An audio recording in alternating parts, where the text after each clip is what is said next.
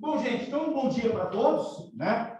Hoje aí, dia 11 de agosto de 2021, estamos iniciando aqui as nossas aulas, né, no curso pré-vestibular no Colégio Objetivo Assis, e como recorrentemente fazemos, né, trazendo aqui temáticas de atualidades trazidas por vocês mesmos, alunos, né? Antes de começar o conteúdo específico, sempre tratando aqui de algum tema, de alguma questão de atualidades, tá? E a aula de hoje, ela vai consistir, nesse primeiro momento de atualidades, em uma solicitação feita aí pelo aluno Cauê, que pediu para abordarmos a questão dos protestos em Cuba, né? O que está acontecendo em Cuba? Por que que essa situação que vem acontecendo em Cuba assim está, né? Quais são as razões? A primeira coisa que nós temos que lembrar é o seguinte, tá? Que Cuba é um país, tá?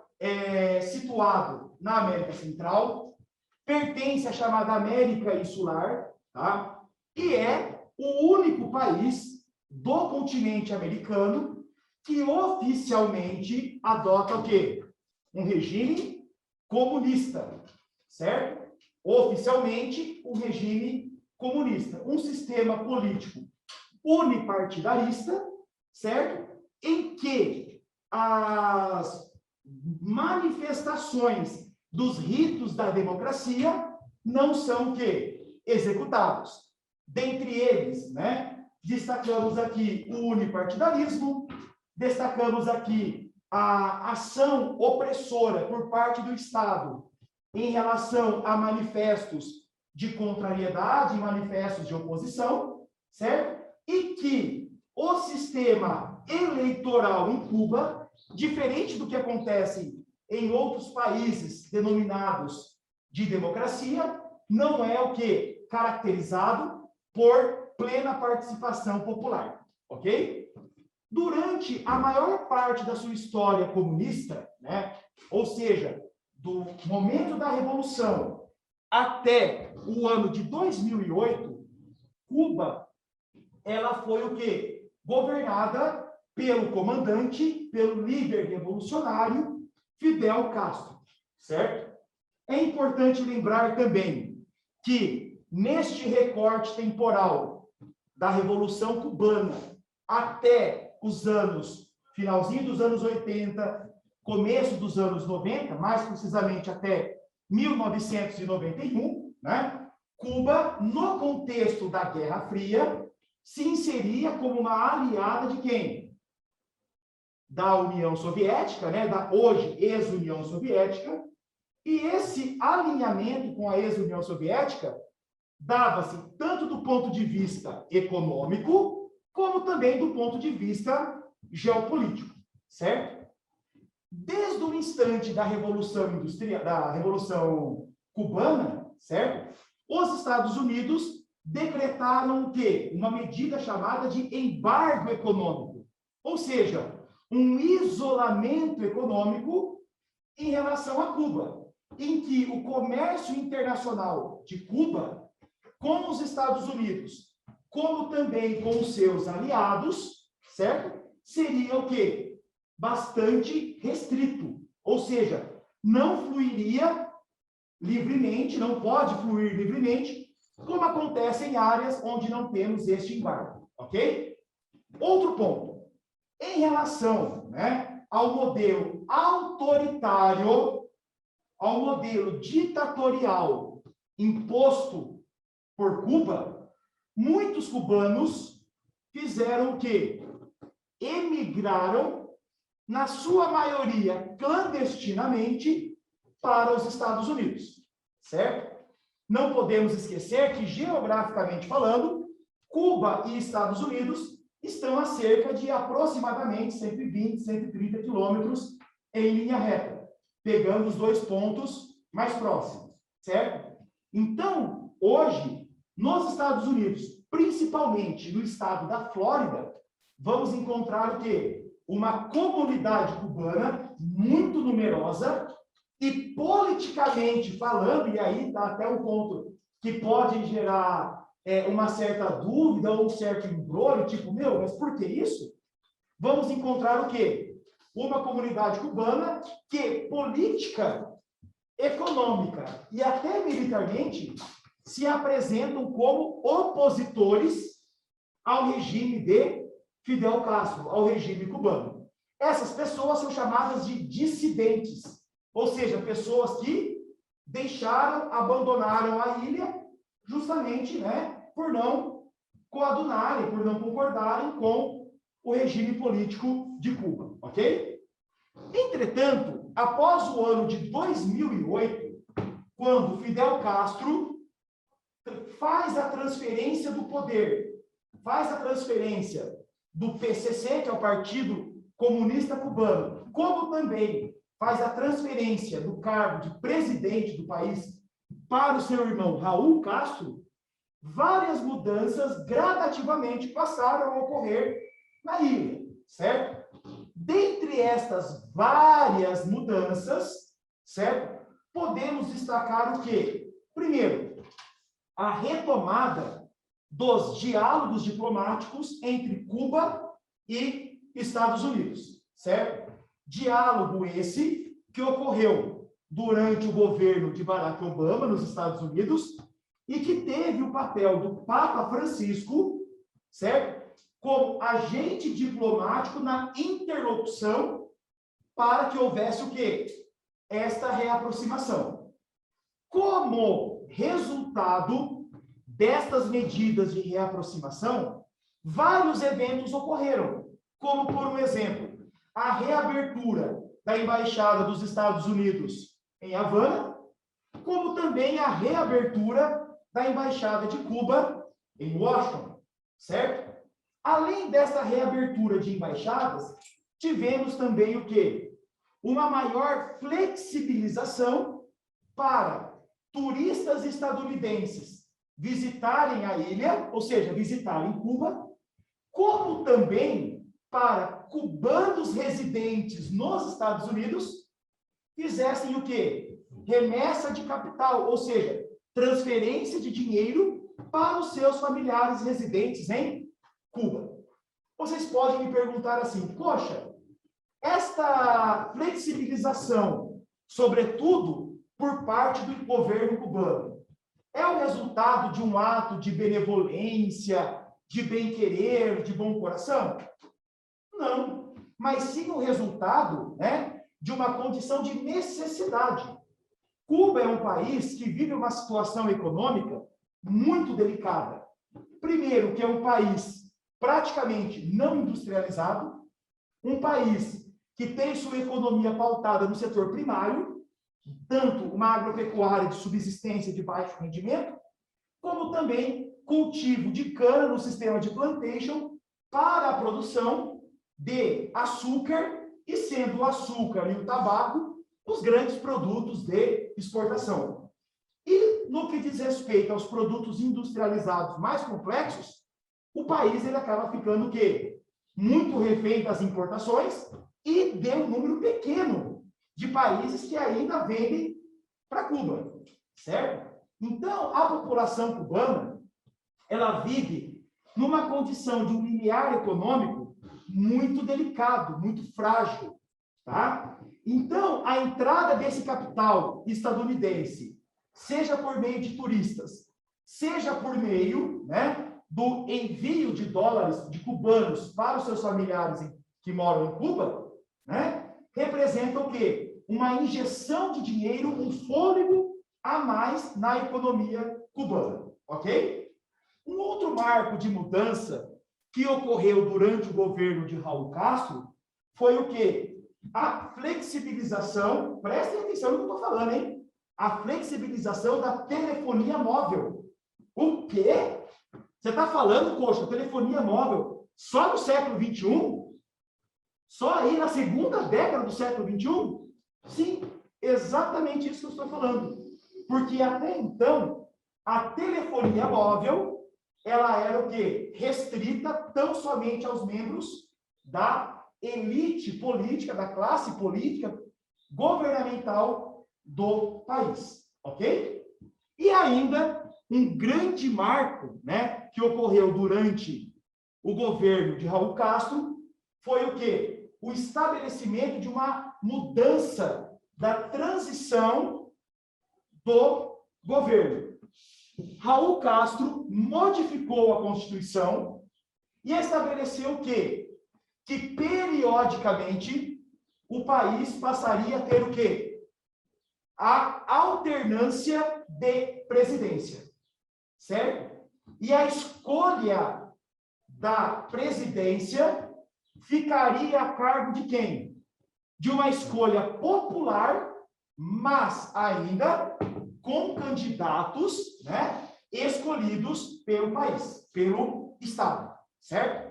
E foi exatamente nesta perspectiva, foi exatamente nessa conjuntura que no ano de 2018, Raul Castro transfere, né, o bastão do poder, o bastão do controle, ao economista e professor universitário Miguel Díaz-Canel, ou como se fala em espanhol, né, Miguel Díaz-Canel, certo?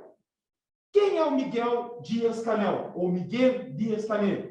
Como eu falei, um economista, certo? Que assume o papel e, ao mesmo tempo, ele representa, Cauê, um marco histórico na política do país. Primeiro, desde a Revolução Cubana, é o primeiro líder do país não Castro. O país da Revolução Cubana, até 2018, tinha tido só 2 líderes, Fidel e Raul. Em 2018, pela primeira vez, um não Castro assume o poder. Segundo o marco histórico, Miguel Díaz-Canel não era militar, ele era civil, economista, professor. Era não, é, né? Terceiro marco histórico, Miguel Díaz-Canel nasceu onde? Nasceu quando, melhor dizendo? Já na Cuba comunista. Ou seja, o Miguel Díaz-Canel, ele não participou do processo revolucionário. Ele participou já de uma sociedade que já havia tido o quê? O processo revolucionário consolidado, certo? E é exatamente nessa perspectiva, é exatamente nessa conjuntura, que ele, ao assumir o poder político do país, passa a ter o quê? Um desafio enorme. Qual que é o grande desafio dele? É fazer com que a economia cubana volte a prosperar, que a economia cubana volte a rodar, certo? Porque o colapso econômico, fruto do embargo econômico, é muito grande, certo? E ainda manter o quê? Os ideais revolucionários, ou seja, a existência de um Estado unipartidarista, a existência de um Estado política e economicamente sustentado no comunismo, continue o quê? Existindo, certo? Esses são os grandes desafios do Miguel Díaz-Canel. Só que tem um detalhe, gente. Toda vez que nós temos alguma flexibilização, né, do controle, as pessoas, elas passam o quê? A interagirem mais, a se comunicarem mais. E sempre quando nós interagimos, sempre quando nós nos conectamos, nós temos o quê? Novas e trocas de ideias. E foi exatamente nesse contexto, quando nos remetemos ao ano do final de 2019, 2020 e 2021, em decorrência, né, do estouro do Covid, não só em Cuba, não só nos Estados Unidos, não só no Brasil, mas no mundo inteiro, que a situação política do país foi agravada e econômica foi agravada. E foi nesse contexto, e aí que vem, precisei todo esse contexto histórico, para vocês entenderem o porquê dos protestos, é que a população, olha só, a população começou o quê? A se organizar coletivamente para ir às ruas. E o que essa população protestava? O que essa população reivindicava? Exatamente o quê? o excesso de autoritarismo, a má gestão política na pandemia, como também protestavam o quê? Contra o colapso econômico. Tipo, nós queremos melhorar. Nós queremos o quê? Uma realidade melhor, uma realidade maior. Ok? E aí, o que aconteceu? Como resposta, né? O governo cubano passou a reagir o quê? Com o uso também das forças armadas. Ou seja, o manifesto popular, ele foi o quê? Contido, ele foi o quê? Confrontado, enfrentado com o uso de quem? De forças armadas. Só que nessa história, eu quero destacar aqui o protagonismo de uma estrutura. Sabe de quem eu estou falando? Da internet, das redes sociais. Por quê? Porque a internet, ela possibilitou o quê? Uma comunicação mais ágil entre as pessoas. Então, eu não precisava mais me deslocar fisicamente para entrar em contato com outra pessoa ou em outro lugar. Eu conseguia o quê? Por meio da internet? Uma transmissão de informações rápidas. E aí, pensando em termos de vestibular, atualidades, sabe onde essa conexão do papel da internet pode aparecer? Sabe onde? Lembram da Primavera Árabe? Aquela onda revolucionária, onda de protesto que se iniciou na Tunísia, depois se espalhou pelo norte da África e Oriente Médio, em que as pessoas clamavam, protestavam contra governos tiranos, totalitários, corruptos e queriam democracia e melhores condições de vida, que nós já vimos, inclusive, nas nossas aulas de Oriente Médio. Então, ali, a primeira ferramenta, ou a grande ferramenta usada como estratégia de comunicação e articulação, foi a internet, da mesma forma que aqui. Então, vocês podem o quê? Estabelecer algum paralelo. Primeiro, a utilização de instrumentos de comunicação semelhantes e também o quê? Objetivos semelhantes, que era o quê? A luta por melhores condições de vida, tanto do ponto de vista político, como do ponto de vista econômico e assim por diante. Tá? E ainda, moçada, temos que destacar o quê? Como resposta, o Estado cubano, além do afrontamento militar, ele fez o quê? Cortou a internet.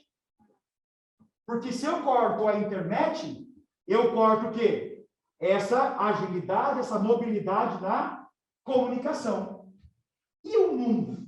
Como que se manifestou? O mundo, como que respondeu? As duas grandes lideranças geopolíticas contemporâneas, Estados Unidos e Rússia, certo? Adotaram o quê? Posturas bem distintas. Nos Estados Unidos, cubanos dissidentes apoiaram os protestos. Ou seja, protestam contra o governo cubano. Protestam contra a ditadura. E o governo dos Estados Unidos, atualmente presidido por Joe Biden, se manifestou também apoiando quem? Os protestantes, né? A população que estava ali se manifestando contrário e pedindo para que o governo cubano não coibisse com violência, que ouvisse a voz dos protestos. Como resposta imediata, a Rússia, arquirrival geopolítica militar dos Estados Unidos, também se manifestou, mas se manifestou apoiando quem? O governo de Miguel Díaz-Canel, e deixou um recado muito claro aos Estados Unidos. Estadunidenses, não intervenham na geopolítica de Cuba. Cuba é um Estado soberano. Não intervenham. Porque, aí entendam nas entrelinhas, se intervirem, se vocês vierem intervir, eu também vou o quê? Entrar nessa história. E aí vai ser uma briga grande. não podemos esquecer que, historicamente, a Guerra Fria terminou. Historicamente, terminou. Mas as divergências Rússia e Estados Unidos ainda permanecem. Certo? E aí, caminhando para o final. E o que o futuro reserva, né? Dentro dessa temática Cuba? Eu falo que eu sou professor de geografia, não sou futurólogo. Mas fazendo uma análise geopolítica do movimento, eu ainda me posiciono da seguinte maneira.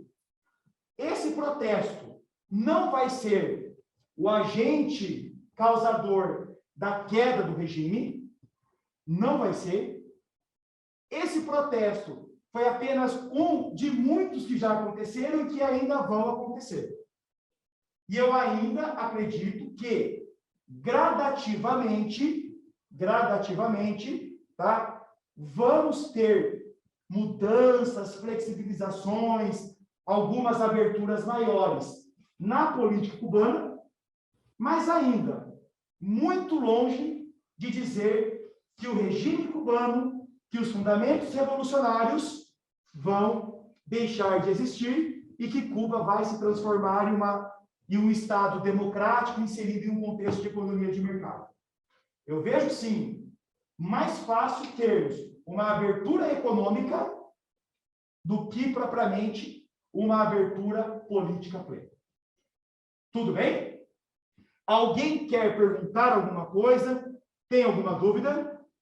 Professor, Oi. Os dissidentes que saíram de Cuba, eles viveram uma revolução? Oi? Os dissidentes que saíram de Cuba, eles chegaram a viver? Você tem alguns que saíram naquela época, que provavelmente hoje já devem ter morrido, mas tiveram o quê? Descendentes já nascidos nos Estados Unidos. E outros tantos na Cuba já pós-revolução, que até hoje tentam fugir para os Estados Unidos.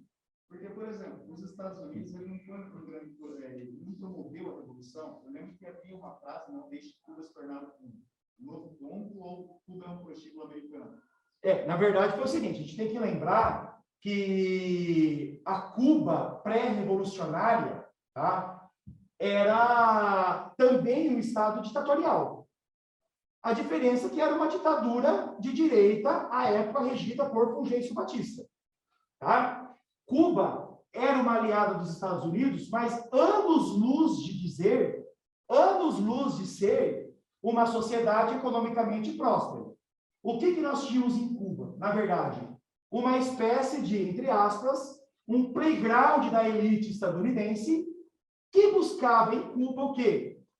Um locus para a prática de diversas atividades, né, que para eles eram prazerosas, como, por exemplo, o jogo e a prostituição, mas que em nada beneficiava a grande massa da população cubana.